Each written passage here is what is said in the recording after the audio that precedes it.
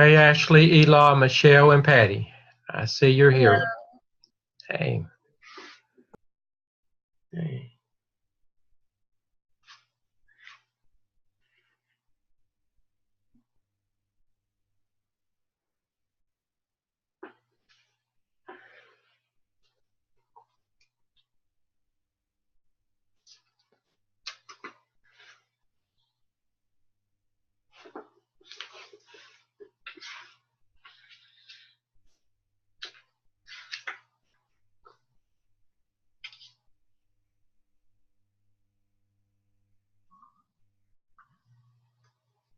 Okay. Hey, David. Hello. Hello. Hello. That must be David's little man in the background. That is. Okay.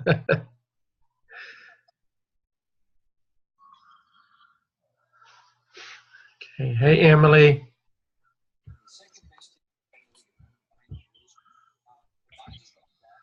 Let's see. Patty's joined us. Let's see, Patty. I see you. I've spoke to her. Yeah.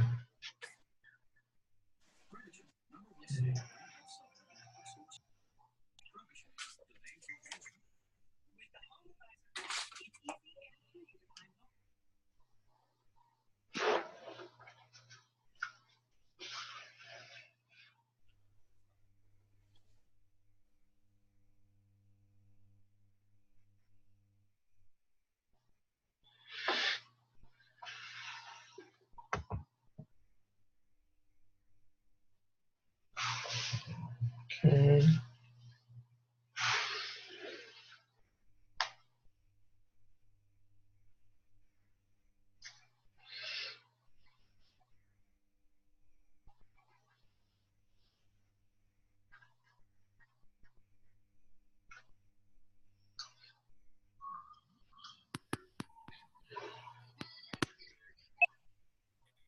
Hey, Dale. Hello. Okay.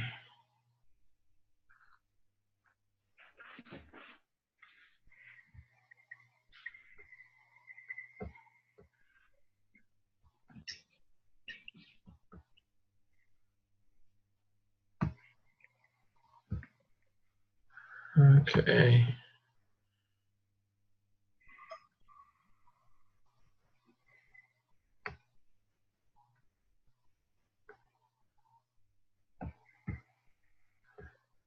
Okay, wait a minute. Okay, Dale.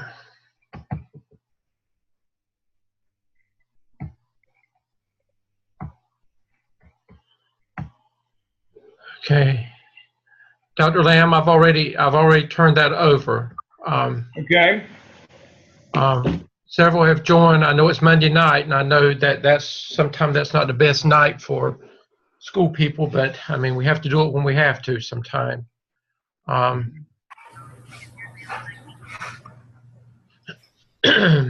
Here, I've got pictures. I've got 1, 2, 3, 4, 5 of them here. It's saying something about your name. It didn't. It's not showing you on here. I don't believe that's Carol. I don't either. Just yes. Just a guess. All right, I see we got a couple more minutes. Yeah.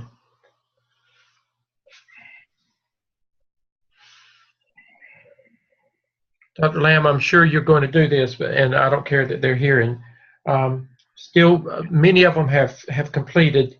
Still had a question today about that late this afternoon after you and I talked. Still a difference between what has to go to me and then what has to go for your review before it goes to task stream. So very quickly, because that's really not what our night is about. So if we could just start that off, just a reminder of the differences between task 1 through 5 that go to me for a grade in Blackboard, and then what has to go to you or for your review for task stream. Okay. Well, that's what I've got up on the screen right now. when it comes to me, it needs to be in this format. It needs to be in the final format. For Dr. Stedman, he will grade each individual task and look at those. For me, it's got to come task stream ready. That means it has to be in one comprehensive document with a cover sheet, like the one you see on your screen. It has to have all the tasks and the prompts. It must have all of the references at the end, and then all the appendices behind the references. Do not scatter the references through the paper at the end of each task. Move them all down to the end and alphabetize them.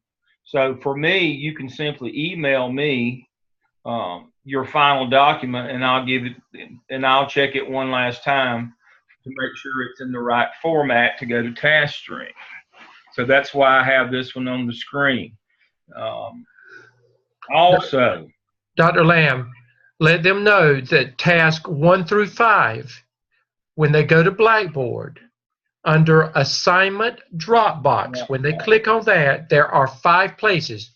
You click on task 1 of the APSL, you insert task 1, your completed document for grade. You click on task 2 of the APSL, and then you'll do separately task 2 for grade. And then that, remember we said that that's separate and apart from task stream.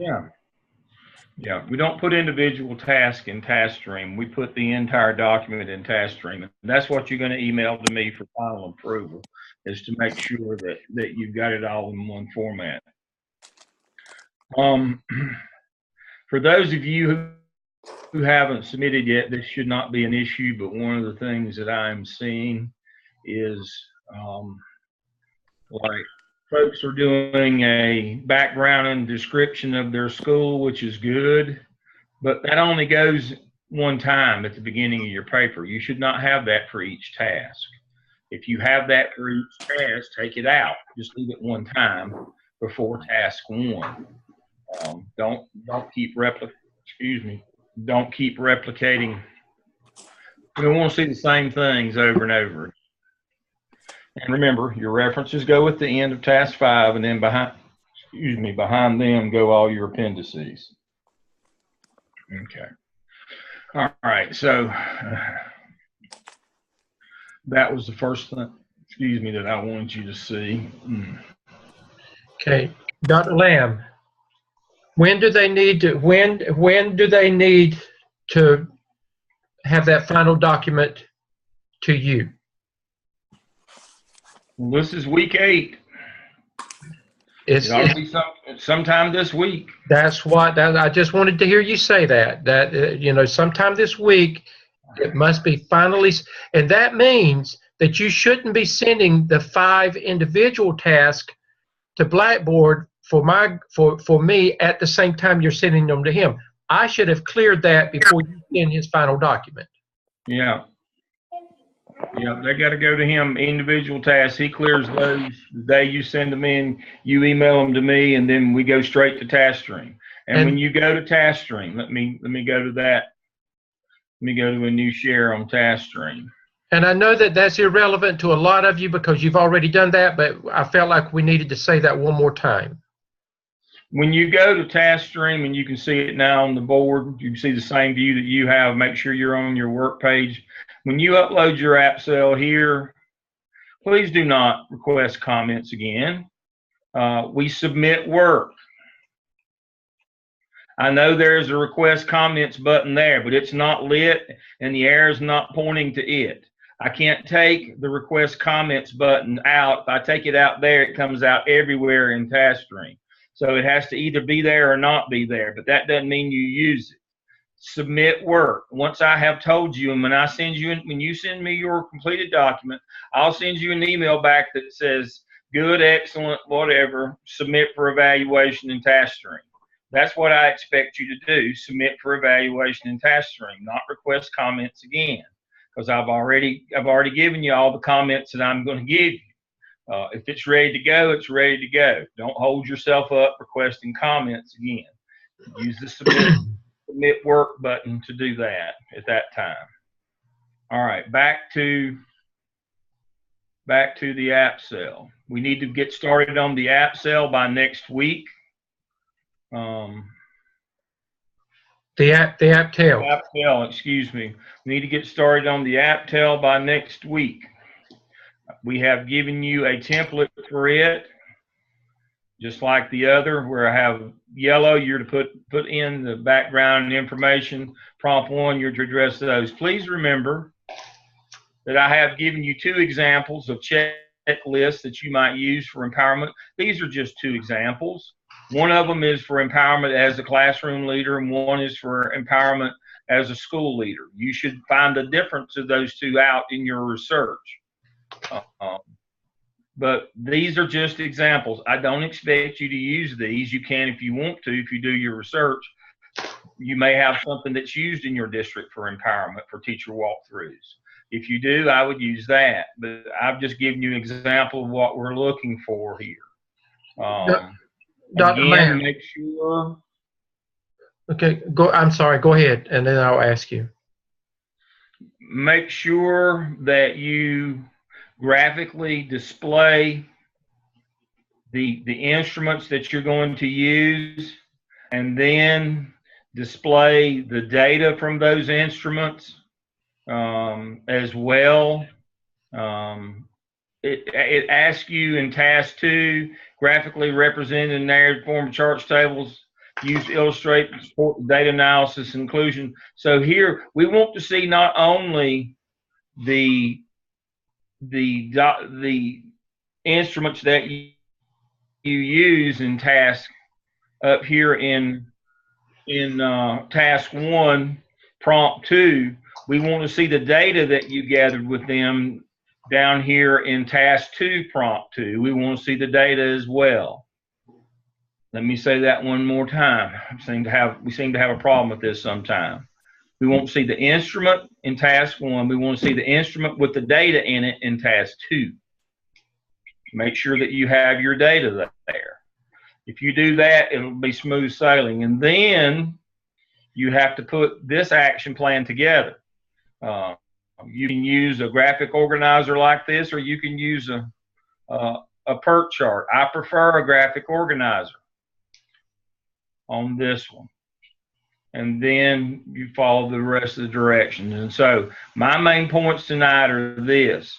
You don't have to use the 2 instruments that I displayed for you, but you got to use something like an instrument like that to gather data. And then you've got to show that data in the next task, and then you've got to summarize your action plan in a graphic. I prefer a graphic organizer. You can use a PERT chart.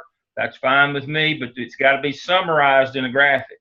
I'm seeing other students' work from other classes that are getting sent back for revision because they're not displaying the data.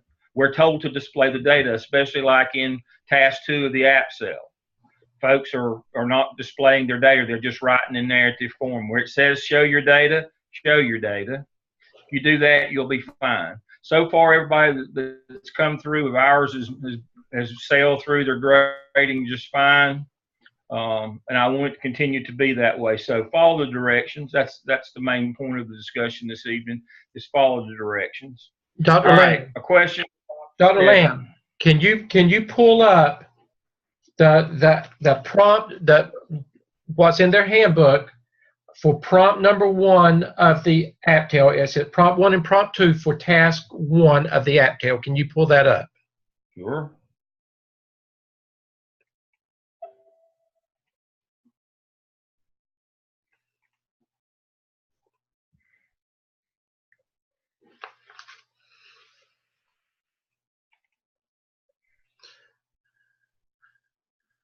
And the only reason I want them to see how that is aligned with the template that you've already given. And again, it goes back to what we said with the Absol. It's like baking a cake. If you follow the recipe, you'll have a good cake when you get through with it. But if you leave an ingredient out, you got a problem. So make sure that if it says, if it's there, it's there. And also remember, with the Absol, Dr. Lamb went back to the back and he showed you what you had to do to be considered accomplished with the Absol. And again, you should not look at anything but that accomplished column and make sure that you've done everything that would, when the evaluator looks at it, that you would be considered to be accomplished with your work. And while Dr. Lamb's looking at that, you know, and I will have to say this, I did have a couple of emails or text message or emails that came along, and they said, somebody said, what do I have to do to at least be proficient? Well, I really didn't respond to that. I said, let's go to the accomplished area. And you think about this. If you're sick and you go to the doctor, do you want a proficient doctor or do you want an accomplished doctor? So, you know, that's how we should approach these things, because we should be accomplished in our field, and everything that we do, we should strive to be accomplished. We should expect out of ourselves what we would expect out of someone else.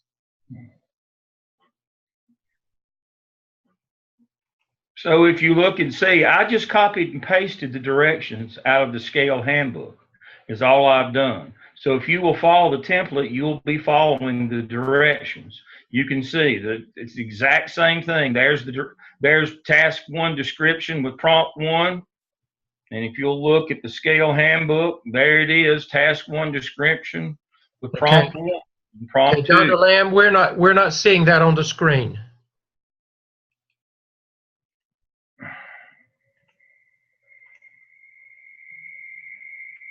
Okay, now we are. All right. So the scale handbook, I just took and copied and pasted straight out of the scale handbook for the template. And that's what I expect that starting next semester in 603 for you folks, you'll do exactly the same thing and build your own templates. And that's all that I have done now. Dr. Lamb, with prompt 1, if you go back and look at it, and it says again, a literature review with a bibliography, you're doing a small research paper again there on teacher empowerment and best practices research. So that's what you're doing, and you make sure that all 5 of those areas are included in your research, because when you go to the task 2, you're going to see task 2 is going to tell you to go back and look at what you did in task 1. Mm-hmm.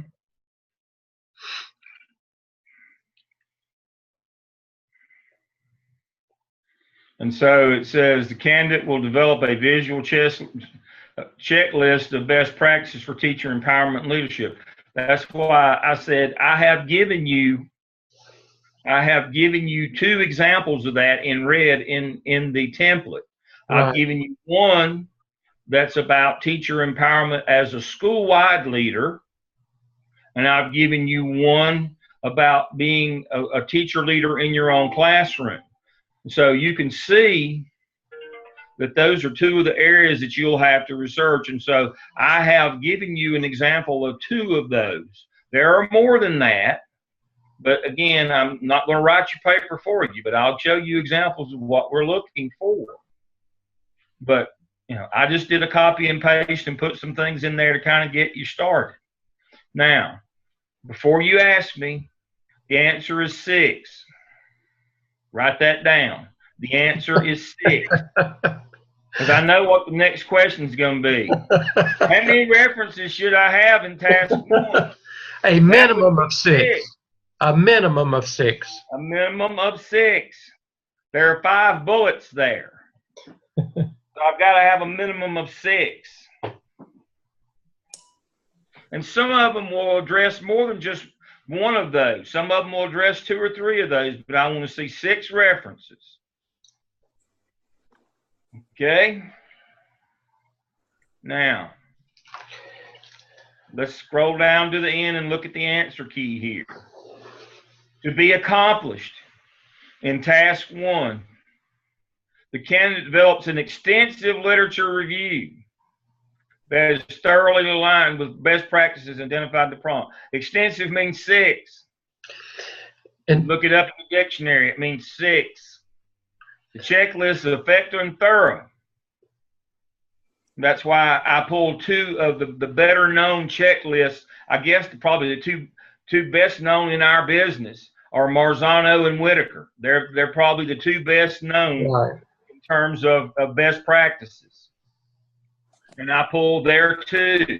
There's more people that are more modern than them, but those are still 2 the bell cows in our business. And that's why I included them.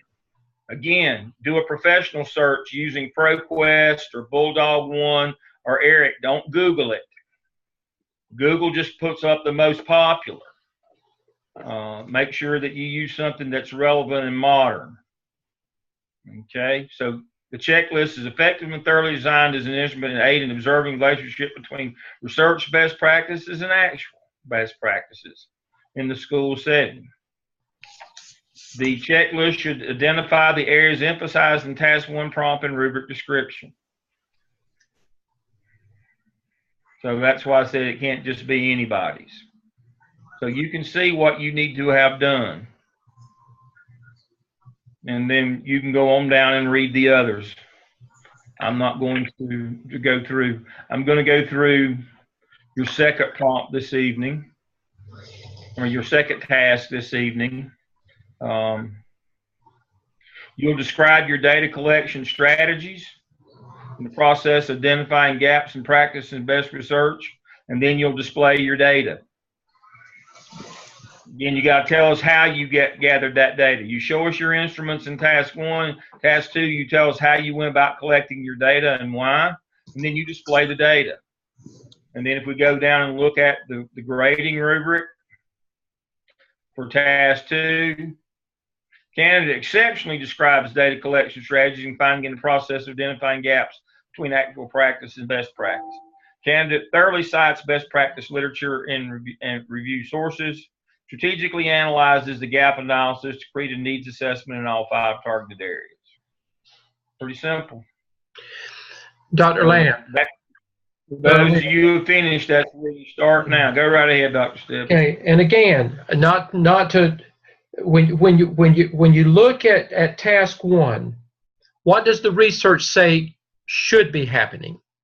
That's what you're addressing. That's what the research says. When you go to Task 2, you will have developed your instrument. You will have gathered the data. What do you actually see when you get in there?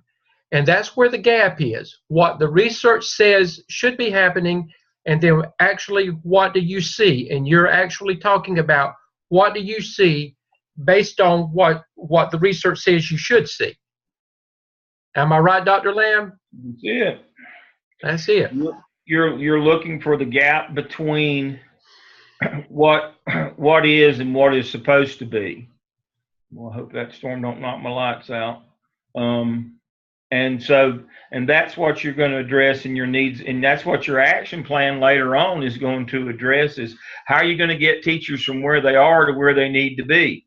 This is a staff development plan to move them from where they are to where they need to be. Well, the first thing you got to determine is where they are by using a validated instrument. And that's what you're researching. You find the instrument you want to measure all those things with. You employ that instrument. You gather your data. You look at where they should be and where they are. And that's when you devise your plan, your action plan to move them from where they are to where they need to be. And Dr. Lamb, I think they're probably getting the picture now. For every one of these with the APTEL, so you looked at student learning. Now you're looking at teacher empowerment. For every one of these, you will end up doing an action plan, some type of action plan.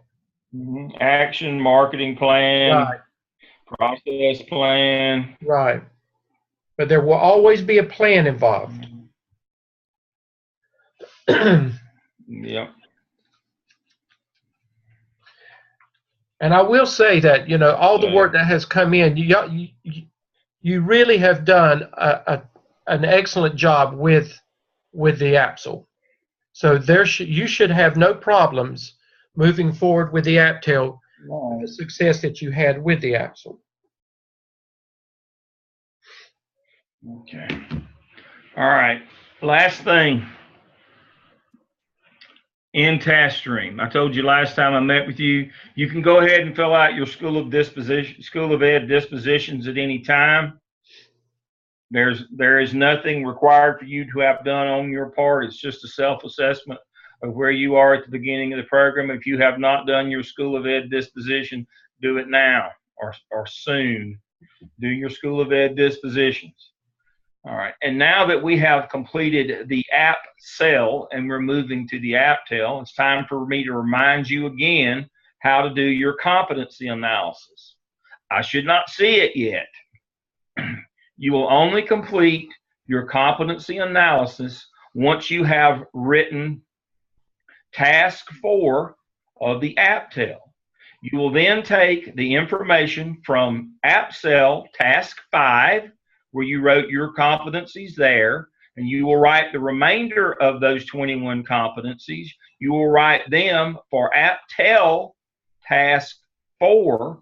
So between AppCell task 5 and AppTel task 4, you will have written all 21 competencies. When you have that done, let me show you, let me remind you. Tell me if you can't see it on the screen. This is what you wrote in these are the ones that you wrote in the app cell. Okay, we're not seeing it on the screen, Dr. Lamb.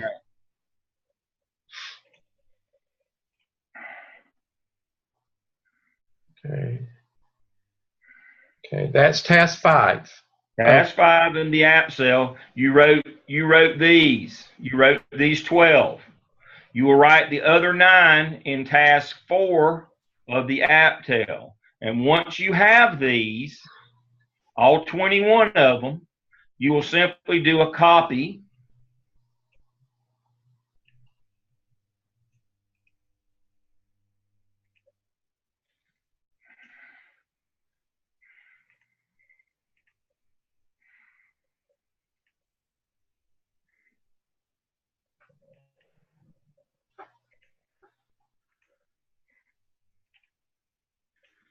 When you have all 21, you come to competency analysis. You click on competency analysis.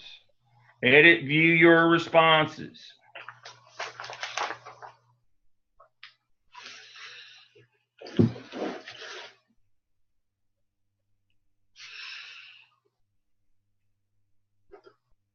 Okay, I did systems thinking.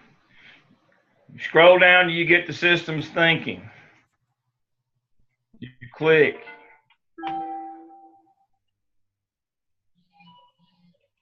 You paste.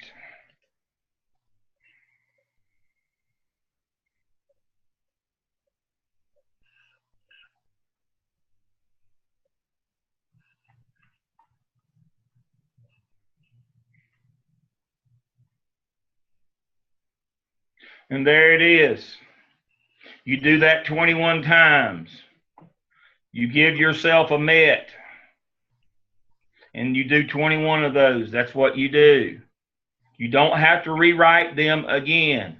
You wrote them in task 5 of the app cell and task 4 of the AppTel. You simply do a copy and paste. When you have all 21 of them in there,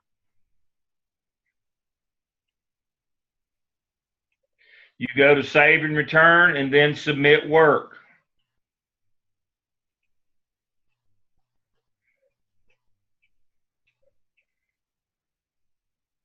It'll take it a second.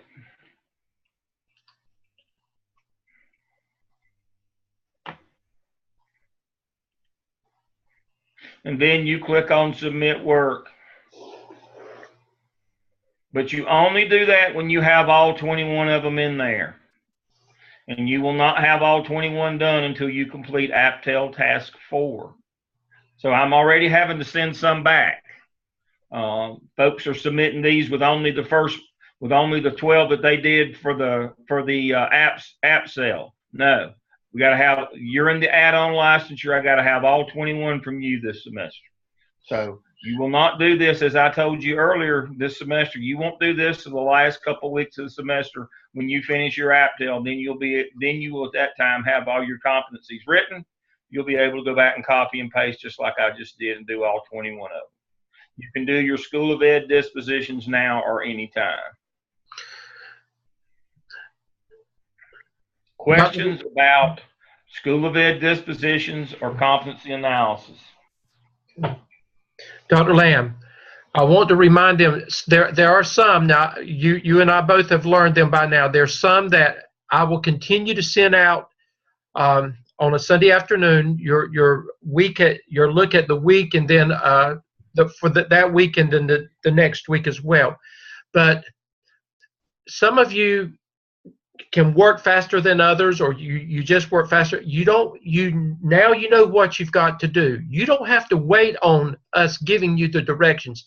If you can work ahead, you just wait and hold it and submit it when it's supposed to be submitted. But you can work ahead on these tasks now, as you know what you're doing. Yeah. Yeah. All right. Make sure that you're working on your competency folio. You know how to go. You've already set up your competency folio. Remember, you've got one round of competency proofs due this semester for all 21. Make sure that you continue with putting your proofs. Again, it's just pictures, screenshots, agendas, minutes, emails. It's just something that you generated as a result of doing the competency, of doing the work. So remember to keep up with your competency folio, and then make sure that you're documenting your hours that you're doing, your clinical hours that you're doing at your school site. Make sure you keep up with your internship log, because at the end of the semester, we'll expect that you did 80 hours of those suggested activities at your school site, and that you will upload that internship log with 80 hours on it at the end of the semester, and you will only request comments on it. And that's what I was referring to earlier. I'd like to be able to take the request comments button out for evidence artifact work, but I can't, because I need to keep the request comments button in for the internship log, because you have to use the same place 3 times. You will upload first and second semester, and I will check them to make sure, first, you got 80 hours, and second, that you have a diversity of activities. And then on the third time that you submit in the last semester, when you're in 605, you'll submit for evaluation at that time. But the first 2 times you submit, at the end of this semester and at the end of the spring semester, you will only request comments so that you can go back in and add to it later. Once you submit work, you can't go back to it. It locks you out forever. So just remember that. That's the only time that you'll be using request comments is on your internship log, but you will have to use it there. So let's look quickly. I see I've still got 3 minutes left on my time. Let's look quickly at folios and web pages. Let's look at your competency folio. No, I'll submit later. You should have already set up your competency folio for fall of 17. You'll have 21 of these, and you add a proof to them. You can request comments on them, and I will look at them. So when you click on communication, which is the first one,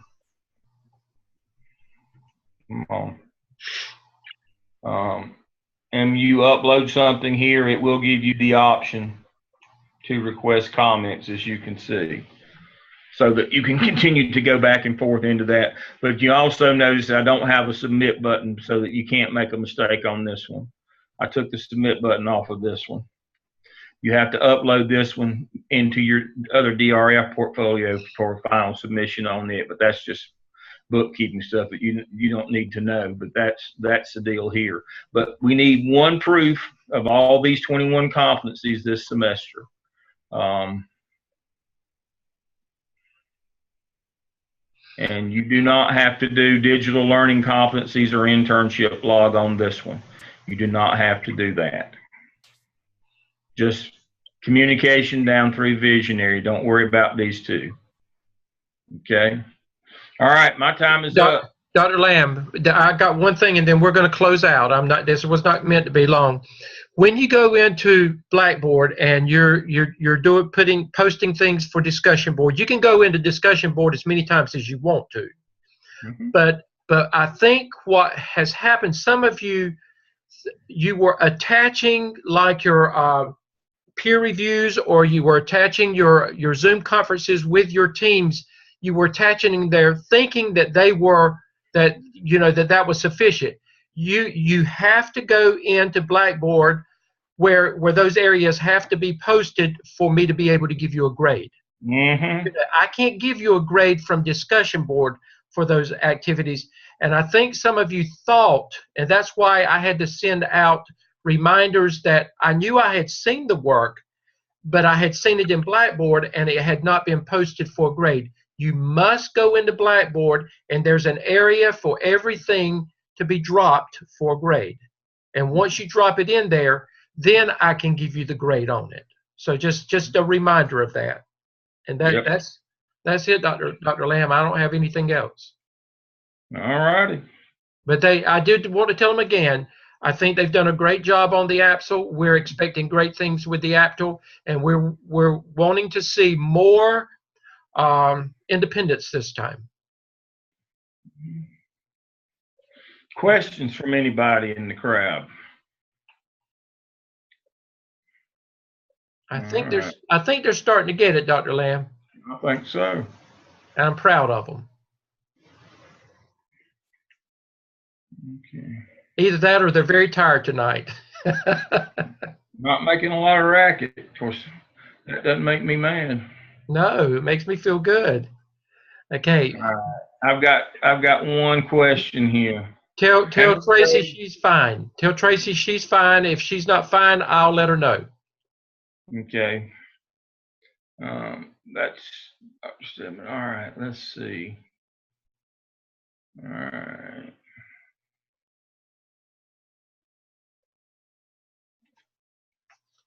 Okay. Let me see.